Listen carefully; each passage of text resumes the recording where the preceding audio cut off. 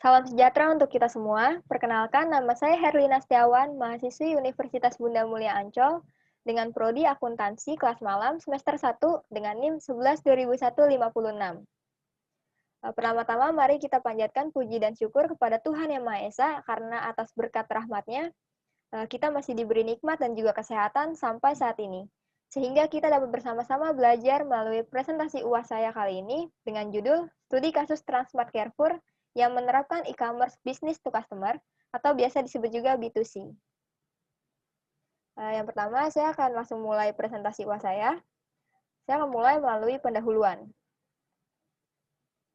Dari pendahuluan ini, saya membagi atas beberapa subbab. Yang pertama ada yang namanya latar belakang.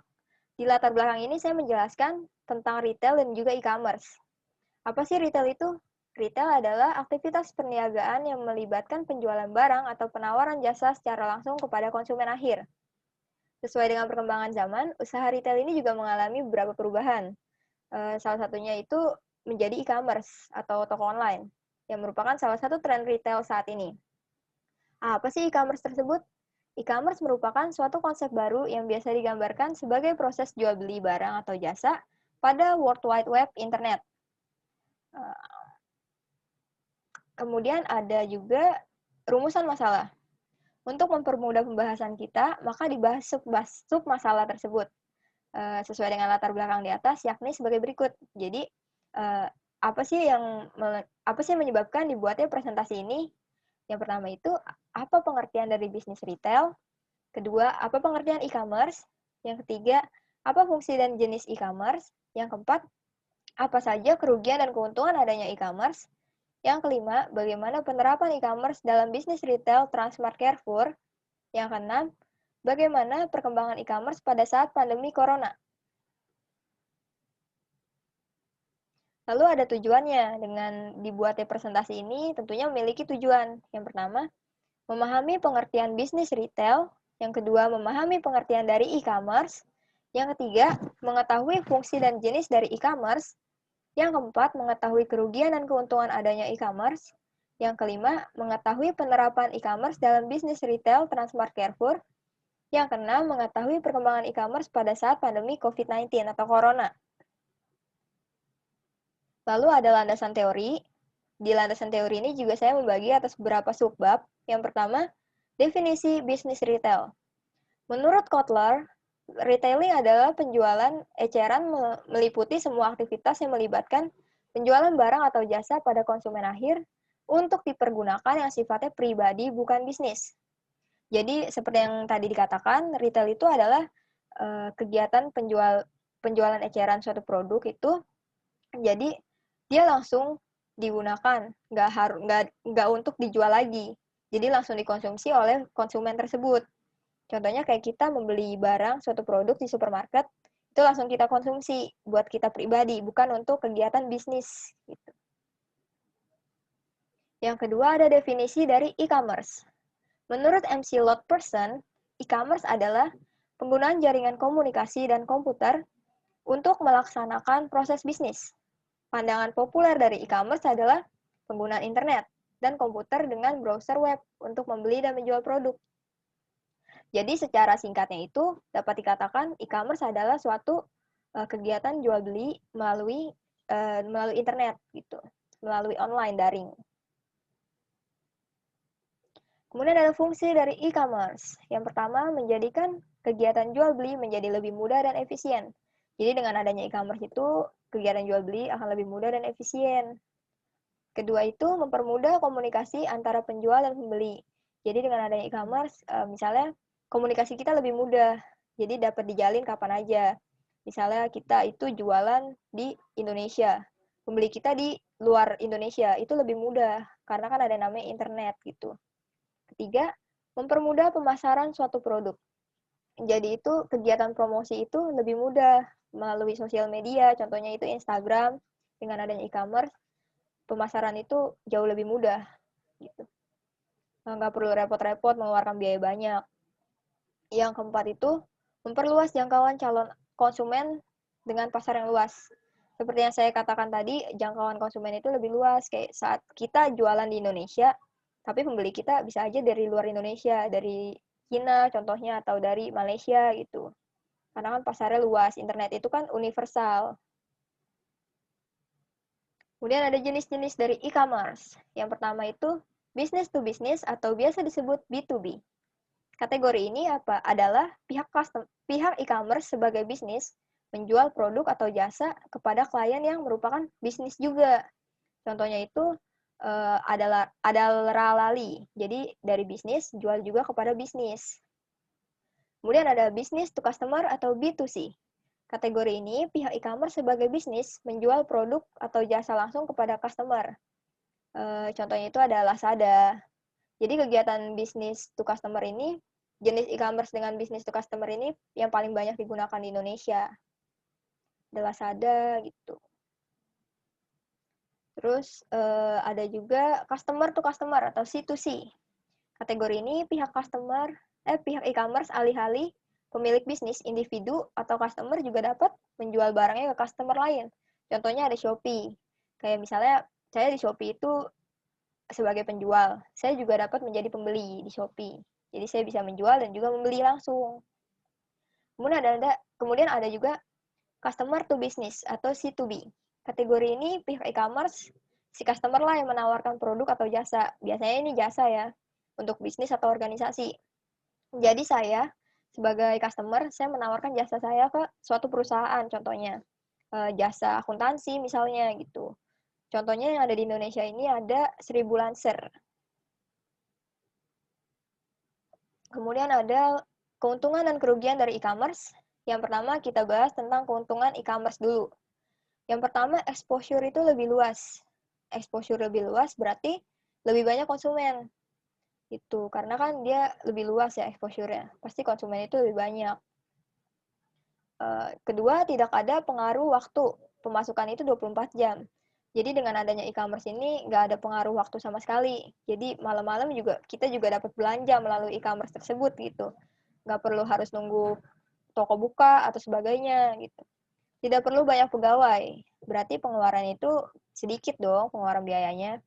Jadi dengan adanya e-commerce ini pegawainya itu nggak perlu banyak. Beda sama toko yang offline, toko fisik gitu. Dia butuh kayak beberapa SPG mungkin untuk menawarkan langsung di toko tersebut. Kemudian ada juga lebih mudah berjualan tidak perlu pasar fisik. Nah, ini profitnya itu lebih besar. Jadi e-commerce ini nggak memerlukan pasar fisik kan. Jadi dia nggak perlu kayak harus banyak toko-toko gitu, cabang-cabang. Jadi kan profit dia lebih besar. Karena e-commerce ini nggak berpengaruh sama suatu tempat gitu loh. Dia bisa di mana aja. Kemudian ada juga kerugian dari e-commerce. Yang pertama, pelanggan tidak dapat melihat produk fisik saat membeli. Jadi kita nggak tahu nih, apakah produknya bagus atau enggak, kualitasnya. Karena kita kan cuma bisa lihat melalui by phone ya. Hanya by foto dan video. Jadi kita nggak tahu apakah itu yang dijajakan beneran produknya seperti itu atau enggak. Yang kedua, persaingan itu tinggi. Jadi e-commerce ini itu kan banyak ya, cenderung banyak. Persaingan ini tinggi. Ya misalnya kita jual suatu produk, pasti ada juga yang menjual produk tersebut, produk yang sama, misalnya dengan harga yang lebih murah gitu. Dan juga kan toko-toko di e-commerce itu beragam, persaingan ini lebih tinggi. Yang ketiga, kurang aman nih lapak e-commerce. Kenapa sih kurang aman? Karena biasa masih banyak penipuan dari e-commerce tersebut. Contohnya misalnya kita pesan suatu barang, suatu produk, nggak dikirim-kirim ternyata. Itu penipuannya. Pas kita cari, tokonya udah nggak ada gitu, toko e-commerce-nya. Jadi masih banyak penipuan. Jadi nggak aman nih e-commerce. Yang keempat, bergantung pada jaringan internet. Jika internet down, maka tidak dapat membeli barang. Gitu. Yang kemudian kita langsung masuk ke pembahasan. Ada sejarah Transmart Carrefour. Transmart adalah sebuah perusahaan retail di Indonesia yang merupakan pemilik dari jaringan supermarket Carrefour serta Carrefour Express. Saat ini, Transmart merupakan salah satu anak perusahaan dari Trans Retail. PT Trans Retail Indonesia meresmikan pusat perbelanjaan terbarunya yang diberi nama Transmart Carrefour. Jadi awalnya itu Transmart itu sendiri, Carrefour itu sendiri. Cuman sekarang udah bergabung sehingga sahamnya Carrefour itu kan udah dibeli sama Transmart. Sehingga menjadi namanya Transmart Carrefour gitu. Kemudian ada penerapan e-commerce pada Transmart Carrefour. Penggunaan internet sebagai media penjualan atau promosi di zaman sekarang ini kan sudah menjadi tren.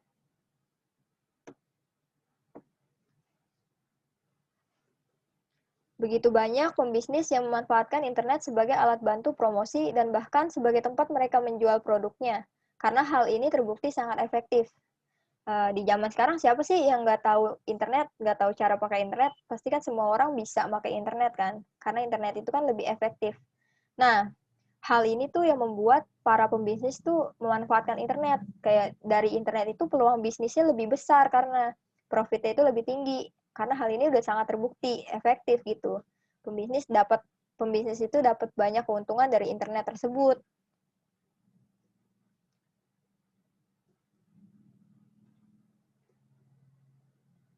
Kemudian, Transmart Carrefour merupakan salah satu perusahaan retail yang menerapkan e-commerce.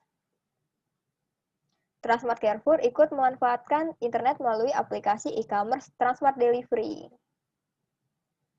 Carrefour juga memiliki web pribadi yang berisi tentang profil perusahaan dan juga data-data produk yang mereka tawarkan serta adanya informasi seperti diskon atau promo lainnya. Di samping itu, Carrefour juga menyiapkan pelayanan pesan antar bagi para pelanggannya untuk mengakses atau berbelanja via online. Jadi Carrefour itu juga memanfaatkan internet melalui aplikasi e-commerce Transmart Delivery. Dengan adanya Transmart Delivery ini kan lebih efektif ya, lebih efisien dalam kita berbelanja gitu. Bisa langsung diantar karena berikut tampilan website e-commerce Transmart Carrefour.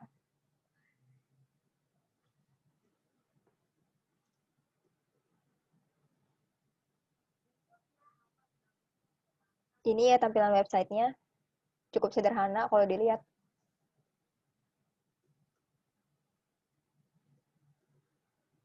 Kemudian, Transmart Carrefour menerapkan jenis e-commerce business to customer atau B2C, yaitu bisnis yang menjual produk atau jasa secara langsung kepada customer. Karena jenis ini, business to customer itu kan paling banyak digunakan di Indonesia ya. Begitu juga dengan Transmart Carrefour, dia menggunakan jenis B2C ini. E-commerce B2C juga memiliki beberapa bentuk. Transmart Carrefour sendiri merupakan ke dalam bentuk e-tailer.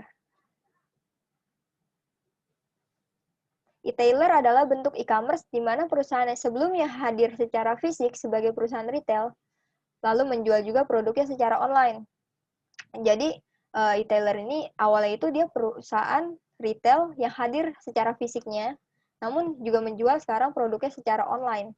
Contohnya itu ada Transmart Carrefour dan juga Hypermart. Jadi dia memiliki dua kegiatan ya dalam menerapkan bisnisnya melalui online dan juga offline gitu.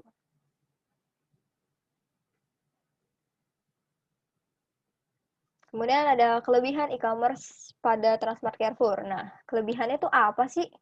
Yang pertama itu, situs belanja online Carrefour lebih mudah digunakan karena tampilannya itu tadi seperti udah dilihat, itu sangat sederhana. Dapat memilih barang kebutuhan yang kita inginkan secara online di website Carrefour sesuai kategori yang ditawarkan. Jadi di website-nya itu udah dibagi-bagi nih kategorinya. Misalnya ada kategori kesehatan, itu ada obat-obatan, atau kategori perlengkapan bayi, itu ada popok yang benar-benar literally perlengkapan bayi gitu. Kemudian di zaman pandemi ini juga ada yang namanya kategori virus corona COVID-19 ya. Itu kalau kita klik untuk kategorinya itu ada perlengkapan untuk pencegahan virus COVID-19, kayak contohnya itu masker atau hand sanitizer. Kemudian, dapat menentukan sendiri hari dan waktu pengambilan barang. Jadi, kita dapat nentuin nih, kapan sih kita mau ngambil barang, gitu. Kapan barangnya diantar. Terus, langsung ambil barang, nggak perlu antri, gitu. Mempersingkat waktu untuk memilih barang yang diinginkan, karena kan dia melalui by phone. Jadi, itu kita bisa di mana aja milihnya. Pembayaran dapat dilakukan via online atau ATM terdekat. Jadi, buat yang menerapkan sistem cashless, aplikasi ini dapat membantu pembayaran melakukan via online. Kemudian ada juga kekurangan dari e-commerce pada Transmart Carrefour nih. Yang pertama, adanya pengenaan biaya ongkir yang harus dibayar oleh customer yang melakukan pembelian via e-commerce. Jadi kita harus bayar biaya ongkirnya. Terus, tidak dapat melihat kondisi fisik produk secara langsung karena hanya disajikan melalui katalog. Nah, kita nggak tahu nih fisiknya jenis produknya tuh kayak gimana sih, karena kan dia hanya melalui katalog gitu. Kita nggak bisa menjamin untuk fisiknya yang nanti akan dikirim gitu. Kemudian bergantung pada jaringan internet. Jadi kalau kita nggak kehubung sama internet, kita nggak dapat beli produk, kita nggak dapat belanja. Kemudian tidak semua Transmart Carrefour beroperasi di bidang e-commerce ini. Karena bidang e-commerce ini hanya ada di Carrefour tertentu. Nggak semuanya itu punya bidang e-commerce ini. Kemudian ada juga minimal pembelian. Minimum pembeliannya tuh 250.000.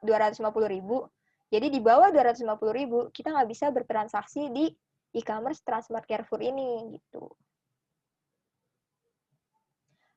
Kemudian ada perkembangan e-commerce Transmart Carrefour di masa pandemi.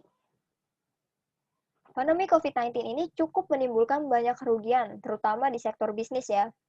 Salah satu sektor bisnis yang terkena dampak pandemi adalah sektor bisnis retail, baik yang berada di toko-toko, pusat perbelanjaan seperti mall, atau juga e-commerce, itu terkena dari dampak pandemi tersebut.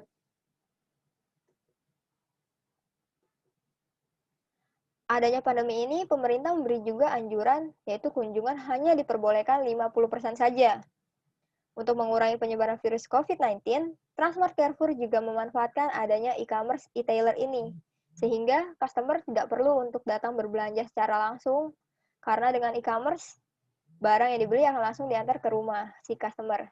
Jadi dengan adanya e-commerce ini, tentunya Transmart Carrefour juga membantu mengurangi penyebaran virus COVID-19 ya, dan juga membantu menerapkan aturan pemerintah. Karena pemerintah hanya memperbolehkan kunjungan 50% ya. Tentunya akan lebih sulit gitu. Kemudian penyebaran virus COVID-19 kan kita nggak boleh untuk beramai-ramai. Jadi dengan adanya e-commerce ini, Transmart Carrefour udah membantu untuk mencegah penyebaran virus COVID-19 tersebut. Dengan adanya metode pemesanan online lewat aplikasi e-commerce Transmart Home Delivery ini, konsumen tidak perlu khawatir dengan adanya potensi penularan COVID-19. Customer bisa sambil rebahan di rumah untuk memilih berbagai produk lewat aplikasi. Jadi hanya perlu buka aplikasi atau buka web dari Transmart Carrefour, kita udah dapat membeli barang. Berikut ada juga langkah-langkah untuk melakukan pembelian melalui e-commerce ini.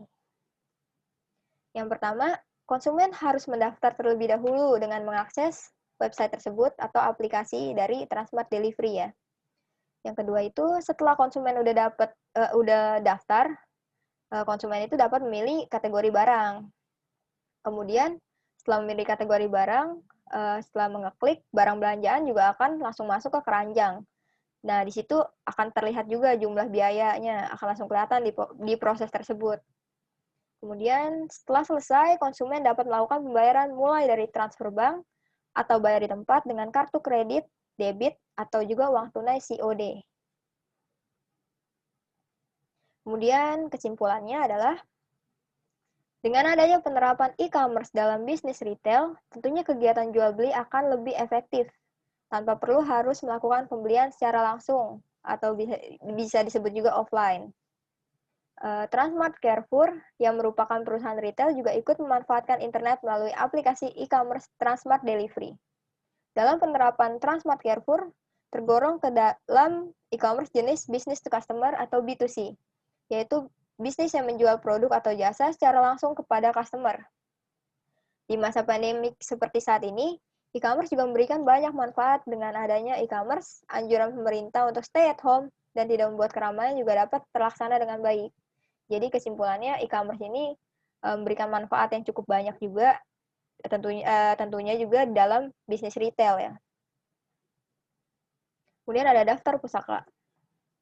Nah, di daftar pusaka ini ada berupa website-website yang membantu saya untuk menyusun presentasi saya ini. Sudah selesai, demikian presentasi saya. Terima kasih sudah menyimak presentasi saya kali ini. Kurang lebihnya mohon maaf. Sampai jumpa.